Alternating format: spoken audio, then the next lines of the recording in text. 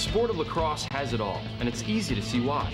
Offering the speed and power of football and hockey, and the endurance, agility, and strategy of soccer and basketball, lacrosse is both exciting to play and thrilling to watch.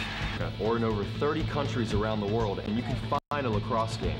Youth, high school, collegiate, club, girls and boys, women and men, they're all playing America's first and fastest growing sport, lacrosse.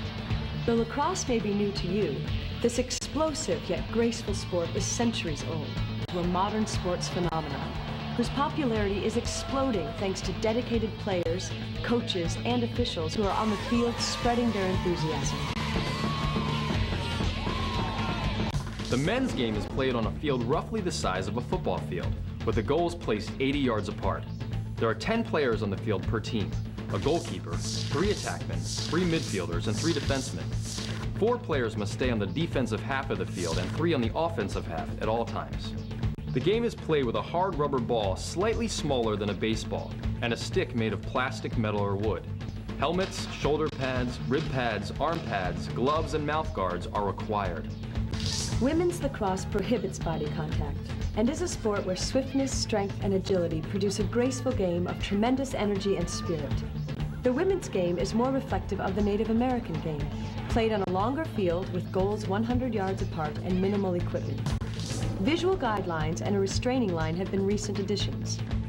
There are 12 players on the field per team, a goalkeeper, 5 attack players, and 6 defensive players. 5 players must stay on the defensive half of the field and 4 on the offensive half at all times.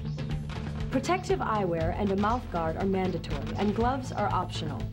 Full protective equipment, including a chest and throat protector, is required only for the goalkeeper.